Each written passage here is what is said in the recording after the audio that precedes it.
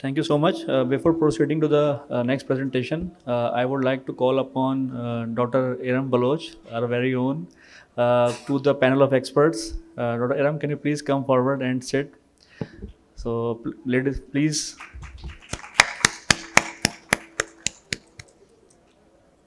So we just saw a very good talk on the assessment of systolic function. Now to the other part, to assess diastolic dysfunction, we have the presenter, Dr. Professor Shahbaz Sarwar. Dr. Shahbaz Sarwar is working as a consultant cardiologist in National and Doctors Hospital Lahore. He is the member of European Society of Cardiology, as well as he is a member of American Society of Echo. He is also the member editorial board of Pakistan Heart Journal, and he is the founding president and current president of the Pakistan Society of Echocardiography. So, ladies and gentlemen, Professor Shahbaz Sarwar.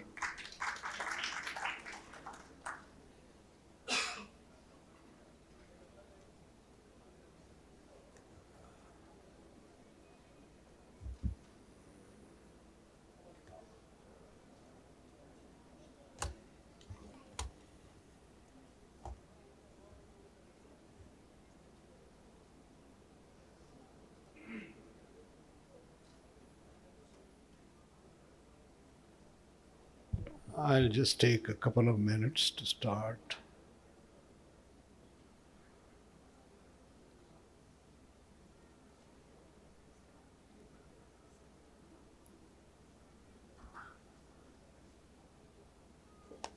Okay. Thank you very much, Pakistan Hypertension League and Dr. Fasi and Dr. Khalid for accommodating us.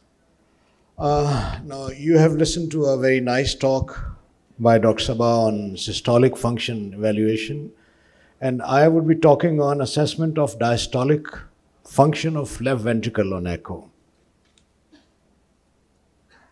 So you see, according to the recent guidelines, there are four major parameters on which we rely for the assessment of diastolic function. These are the E prime velocity on the medial and lateral side, we should be less than 7 and 10. E by E prime velocity, our ratio, we should be less than 14, like we measure it like this. I hope you can. Can you see the mouse? Mouse दिखाई दे रहा है आपको? Okay, मुझे pointer दे दीजिएगा ये.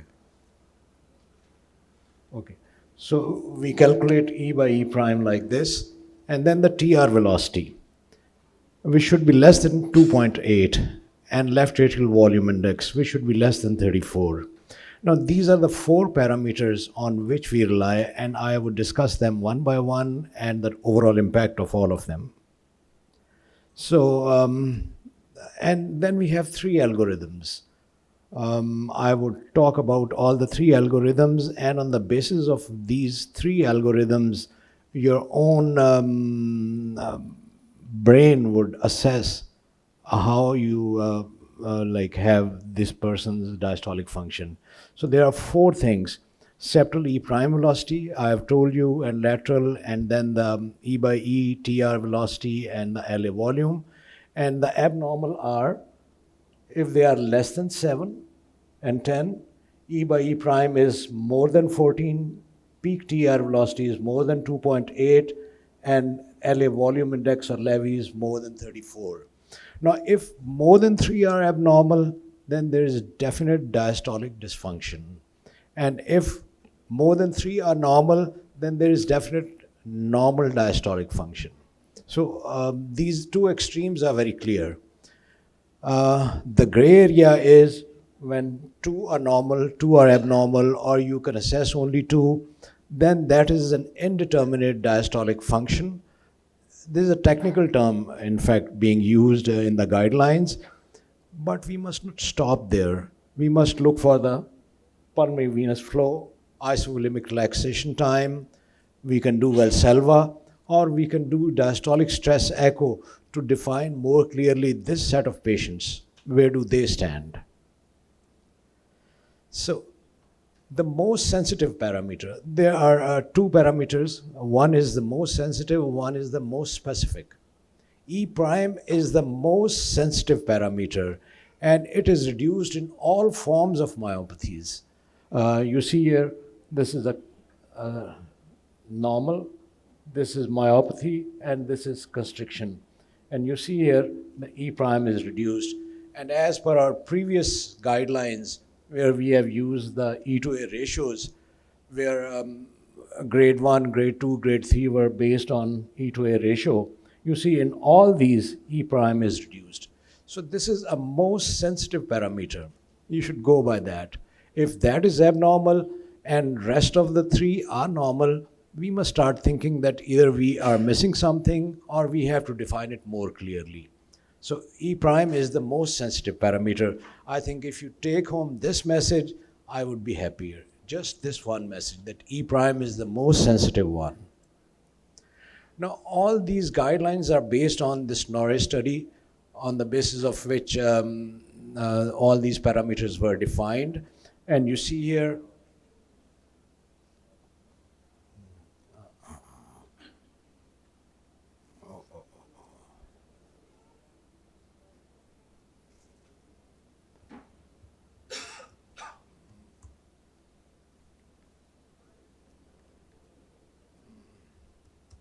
ये पीछे नहीं जा रहा. Okay.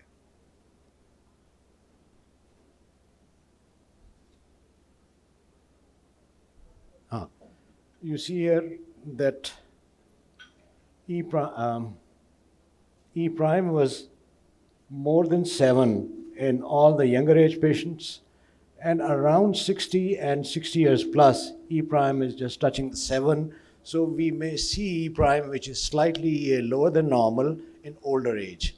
But E by E prime in all the age groups is definitely above 15 when it is abnormal. So E by E prime, these are the values from the Norris study on the basis of which all these guidelines were formed. Now you see here, when we are talking of E prime or E by E prime ratio, we are talking about myocardial relaxation. And you can also comment on parasternal long axis view very easily. You see here, you can see that there is up and down movement and lateral movement. So this is perfectly normal. And you see here, E prime is 12 over here.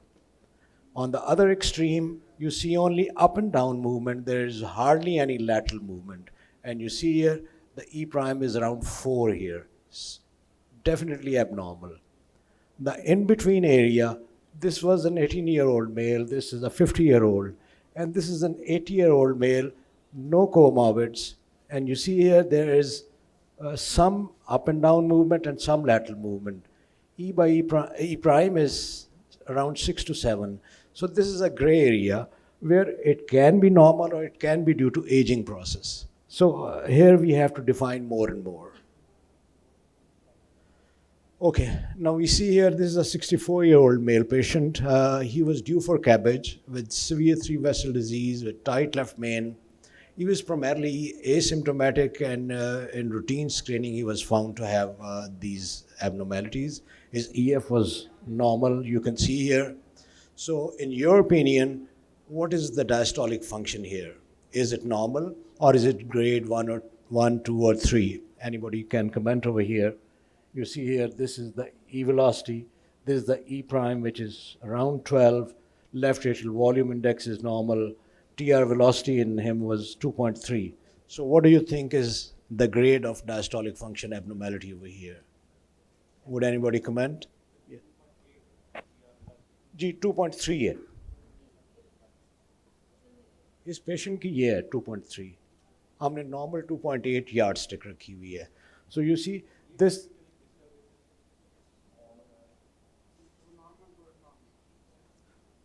Actually, E prime is normal, E by E prime is normal, TR velocity is normal, levy is normal. All 4 are normal. So this is a normal diastolic function.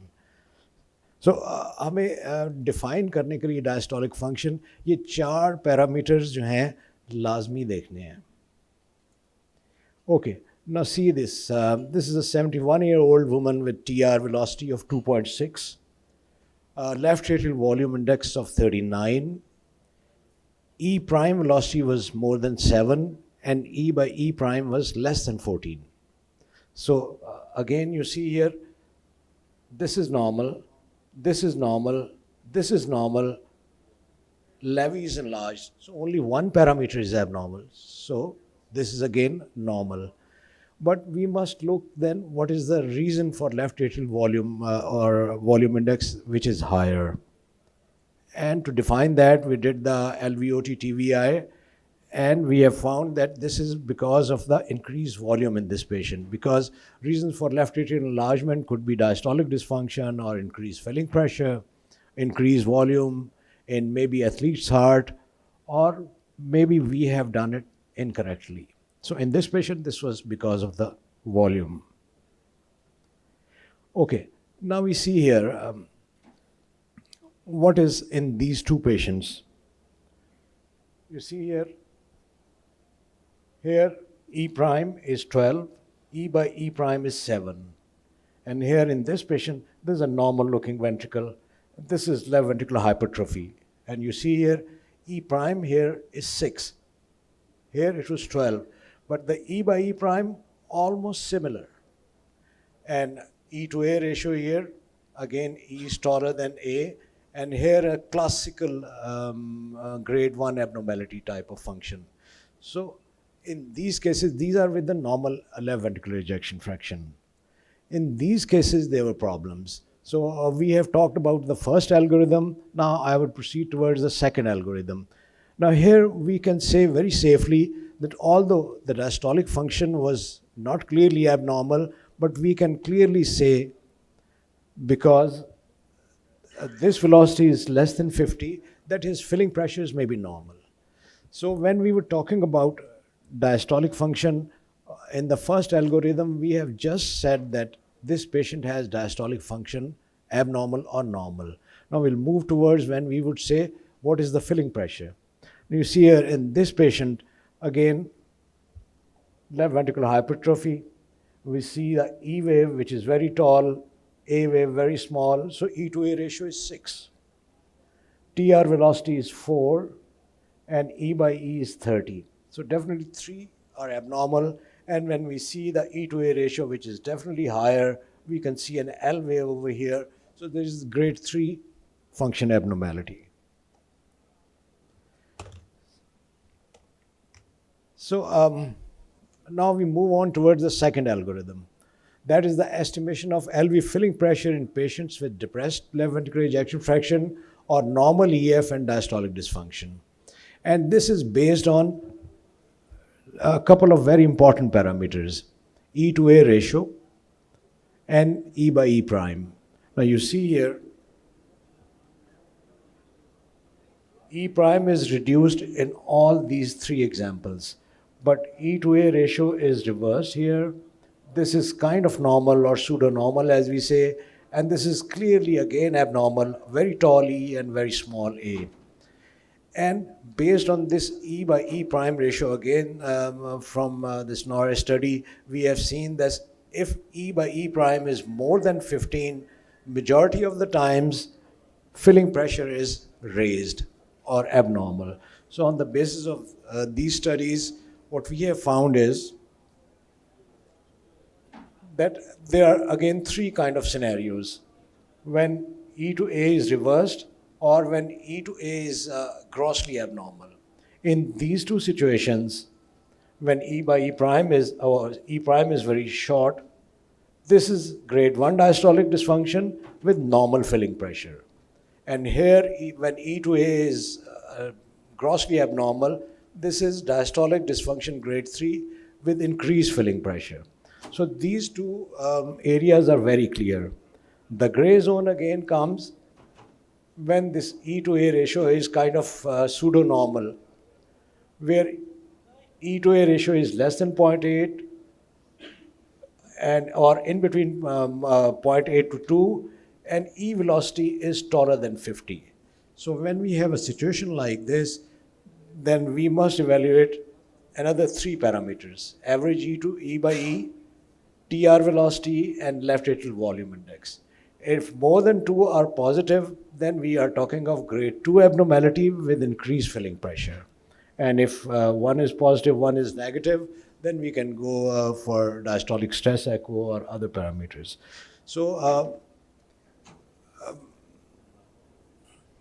you must remember that there are two extremes when E is small. So again, we are just relying on a good old E velocity. If E velocity is less than 50, we are talking when we have established that there is diastolic dysfunction. If E velocity is less than 50, filling pressure is normal. If E prime is small and E by A ratio is more than 2.1 or 2.2, then again this is grade 3 abnormality with increased filling pressure. Only about 1/3 of patients have a gray zone, and there we rely on all the other three parameters. Okay, so this is a normal person who was being sent to evaluate the murmur. You see LV looks normal, E to A ratio is normal, E prime velocity is big, so this is a normal diastolic function. What you see here, there is a 6-7-year-old person with ischemic cardiomyopathy and heart failure. And we can see here E by E prime is less than 14. TR velocity is less than 2.8. So these two parameters are normal. E prime is abnormal, which is like less than 7, and left atrial volume index is abnormal. So this is again two parameters, positive, two negative. So maybe roughly we can say this is grade 1 diastolic dysfunction. But what had happened with this patient? We have seen this patient 2 months before, and 2 months before, look at the E velocity. From here, this was a very tall E. E prime was again very much depressed. TR velocity was increased. So this was a person with grade 2 diastolic dysfunction with increased filling pressures. And as we give him diuretics, so he had moved from this kind of situation to this situation. So in fact, people with cardiac failure, this is the best kind of picture we can have. Otherwise, if more fluids are given, they move into this category. If diuretics are used, they move back to this category. Okay, we see here this person, 51-year-old male who presented with dyspnea. He was hypertensive, patient of CKD. His ECG was normal. His ejection fraction is good enough. Look at the E velocity, which is 71. E by E prime is 15, and E prime velocity is 4.6. TR velocity, you see here, is 2.9, and left atrial volume index was 40. IVC is again dilated and almost non-collapsing. So what kind of diastolic function abnormality do you think he has?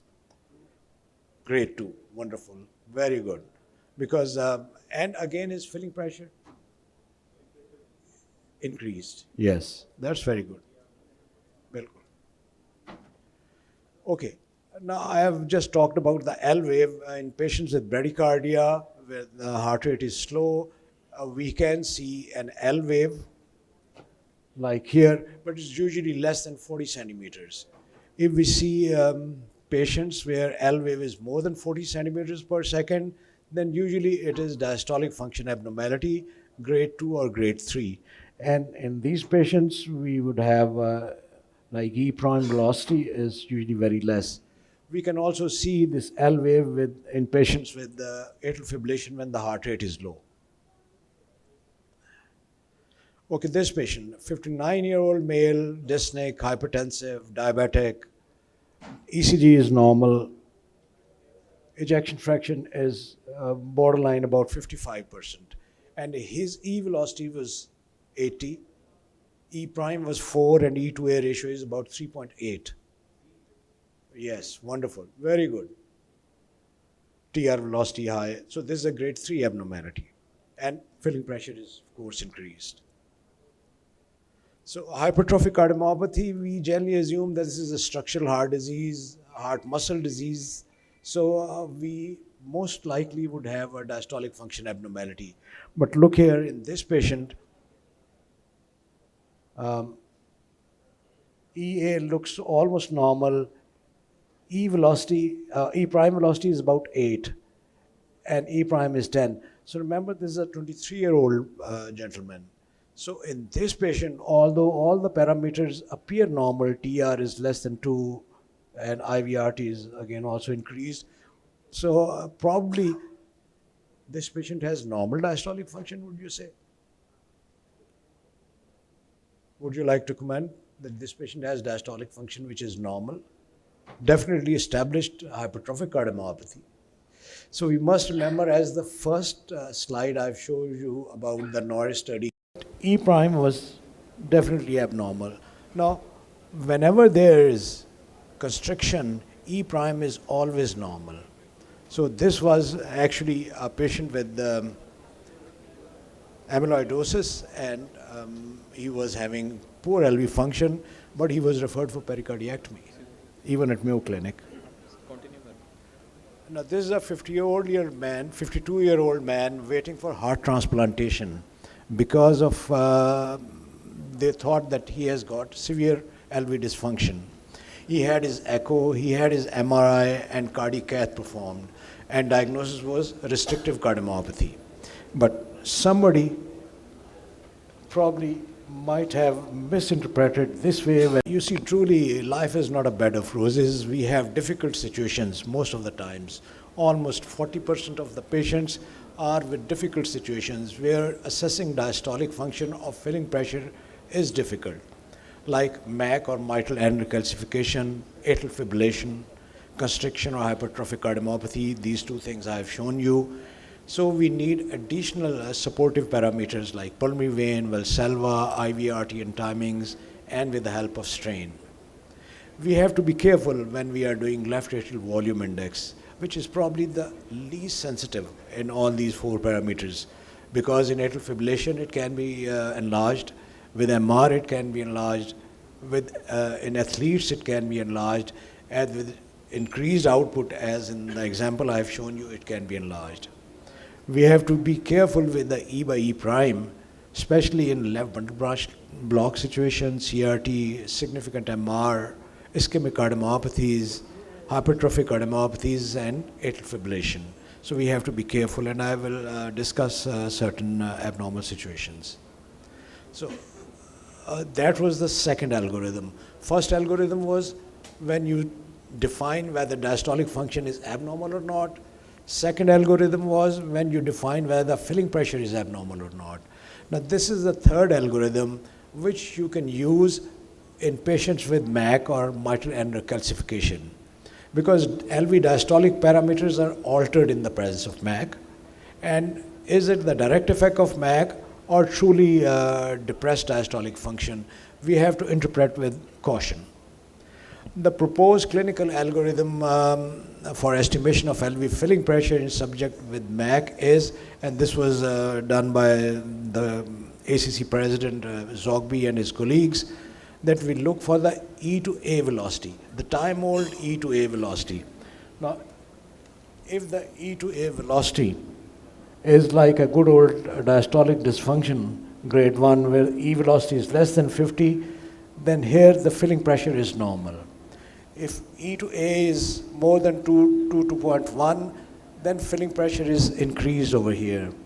And if E to A is in the pseudonormal range, as we say, then we look for the isovolemic relaxation time. And if it is less than 80, then the filling pressure is increased. So this is a very simple algorithm we can use in the presence of mitral end calcification, which generally about 20-25% of the patients which you evaluate, you can see. Now these are the couple of examples here. You see here LVH, E velocity is about 80, E prime is very short, TR velocity is 2, and we see here, and there's a lot of mitral end calcification. You see here IVRT is 90, so his person is definitely having normal filling pressure. And we see here the pulmonary venous flow pattern is normal, confirming that. Whereas in this example, Again, a patient with kidney transplant on immunosuppressant and stage renal disease where mitral calcification is usually there. And you see here the isovolemic relaxation time is about 60. So here the filling pressure is increased. Now, in atrial fibrillation, in fact, I would gauge this is the most difficult situation in clinical cardiology, where assessing the diastolic function is very challenging because of the very fast heart rate, because the variable RR velocities. So here the pointers which help us in deciding what is what, we should look for the shorter deceleration time. If it is less than 160 with reduced EF, it indicates diastolic function is abnormal. And the deceleration time, if it is less than 130, it indicates a poor survival. Now, E by E prime cutoff, in the previous graph I have shown you that if it is more than 14, there is definitely increased filling pressure. But in this graph, in this study by Sohn et al., this is shown that AF patients, if they have E by E prime velocity more than 11, their filling pressure is abnormal. So we can shift the golden word of 14 to 11 here. TR velocity is usually more, E acceleration time is usually more than 1900, and then the decreased variability in peak velocities of the R wave. Isovolemic relaxation time is less than 65, and if the heart rate is low, then L wave can be seen. So all these things help in deciding not one parameter, but a multitude of parameters with the help of which you can decide whether the diastolic function is normal or not, and whether the filling pressure is normal or not. So issues with the proposed parameters, again, I have shown you E by A. It can be abnormal, especially difficult to assess whenever there is aortic regurgitation present with mitral valve replacement or all the surgeries on the mitral valve. And again, left atrium, if the image quality is not right, you are cutting the roof of the left atrium. And the TR signal quality, I would touch upon this now, because this is TR signal velocity is the most specific parameter. So we have talked about the most sensitive one, and this is the most specific parameter. Why? Because in this study, PS systolic pressure is more than 36, the TR velocity more than 2.8, in only 0.3% of normal controls. So 99.7% of people, if they have TR velocity of more than 2.8, definitely they have pulmonary hypertension. The problem with the TR velocity is that in all the major studies done very, very recently, one in the European study, one American, TR jet is available in 40% or 60% of people. So I would say roughly about half of them we can get a TR signal, half of them we don't. So we can use in these kind of patients contrast, or what I generally use is off-axis views. Try to see the TR, and because a lot is dependent on the TR. And another thing which I have found very useful is the RV outflow tract signal.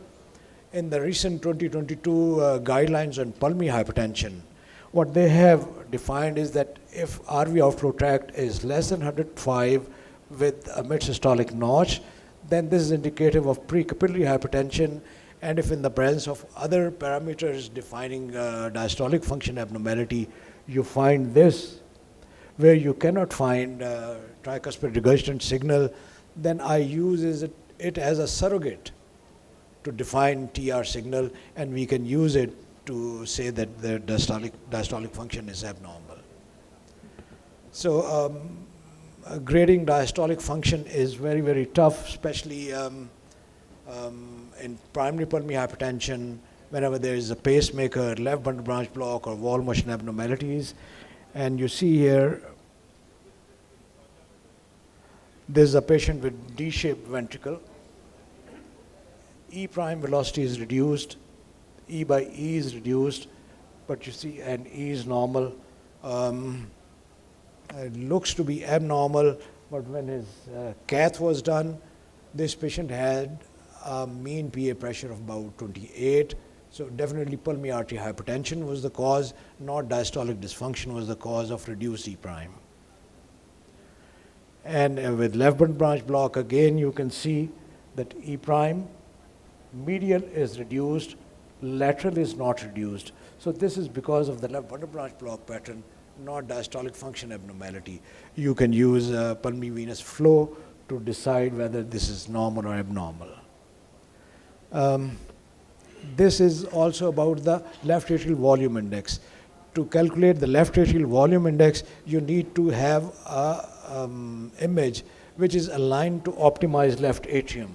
You see, if it is aligned to get the LV, you get a levy which was 28, but when it was aligned to get LA, levy was 34. So try to get a LA directed view. So this is my last slide. Take home messages are that LV myocardial relaxation is reduced in all stages of diastolic dysfunction. Mitral annular E velocity reflects myocardial relaxation. And whenever there is normal E prime, for all practical purposes, diastolic function is normal. Best evidence is reduced E prime or L wave. And initial assessment of diastolic dysfunction is based on E prime, E by E prime, TR velocity, and levy. And remember the 3 algorithms. As just a last one, just a couple of days before, I just saw this patient, a young man, and you see the annular movement is a lot reduced. So very clear systolic function was abnormal, but his diastolic function is also abnormal, and he has got increased filling pressure. So just by combining a lot of parameters, you have to make your own algorithms, and you can see whether the diastolic function is normal or not, filling pressure is normal or not. Thank you.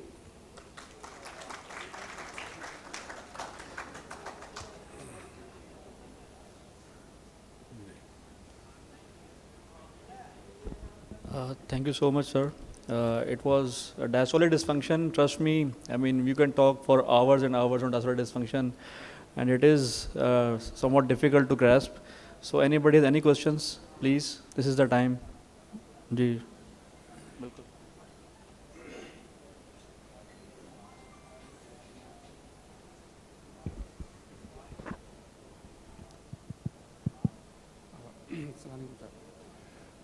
मेरा question, जैसे हम RV में systolic function के लिए हम टैप्सी करते हैं, is there any parameter for the RV diastolic dysfunction, especially in the patient of the pulmonary arterial hypertension? Diastolic function for RV आप उसी तरह से करेंगे जैसे इधर करते हैं. हमारा आज का टॉपिक नहीं था वो, इसलिए मैंने उसको टच नहीं किया, मगर उसमें वो जो एनुलर वेलोसिटी है, टैप्सी है, वहाँ पे आप रखेंगे टिश्यू डॉपलर, उसमें ई प्राइम देखेंगे, जो हमारा पल्स वेव है उसको ट्राइकस्पिड वैल्व की टिप पे रखेंगे, वहाँ पे E by E two A ratio निकालेंगे. सो जैसे एलवी के पैरामीटर्स करते हैं उसी तरह से इधर के करते हैं. बाकी दो चीज़ें जो हैं टी आर वेलोसिटी वगैरह वो इसमें नहीं, मगर उनकी बेस पे हम कर सकते हैं for are we you talking.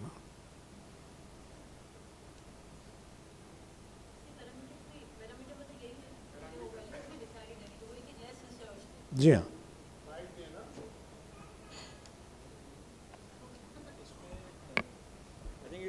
Less than 0.8, 0.8 to 2.1 and then more than 2.1. जी उसकी वैल्यूज़ भी फ़र्क हैं, लेस रिसर्च है और क्लिनिकल प्रैक्टिस में यूज़ भी कम है उसका भी.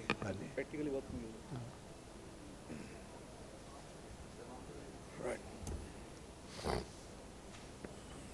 Very nice presentation by Professor. 2 point मैं elaborate करूँगा. एक तो ये कि we don't mention LV fling pressure. Diastolic dysfunction तो 1, 2, 3 लिखते हैं, लेकिन जैसा बताया कि LV fling pressure which is very important. दूसरी चीज़ ये है कि diastolic dysfunction की कोई दवा नहीं है, तो इस वजह से उसकी अपील भी कम है और मेथड्स बड़े कम्बरसम हैं, तो लोग जो हैं इस पर ज़रा बड़ा मुश्किल से आते हैं, but still it has got its own value. और इसके अंदर अब ये जो गाइडलाइंस थी दे वर इन 2015, और उस पर भी उन्होंने कहा था कि ये डॉक्यूमेंटेड और टेस्टेड नहीं है. In that even in that article they have written it. تو اس کو ہمیں مزید ابھی امپروو کرنا اور سمپلیفائی کرنا ہے. ایک چیز شاید ٹیپو اپنے لیکچر میں بتائیں کہ ایل اے کے اسٹرین نے اس کو بڑی سمپلیفائی کر دیا ہے گا.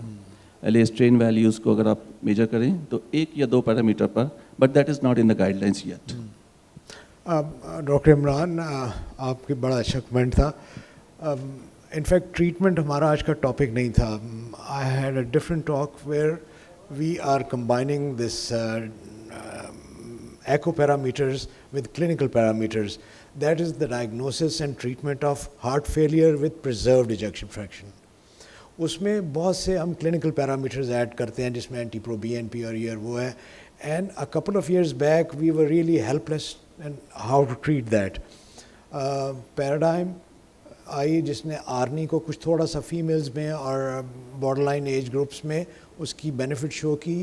But in the last couple of years, SGLT2 inhibitors have revolutionized. Now this is at least one thing we have by which we can treat patients of heart failure with preserved ejection fraction. So آگے کیا ہوتا ہے دیکھیے, مگر at least we have something now. Please.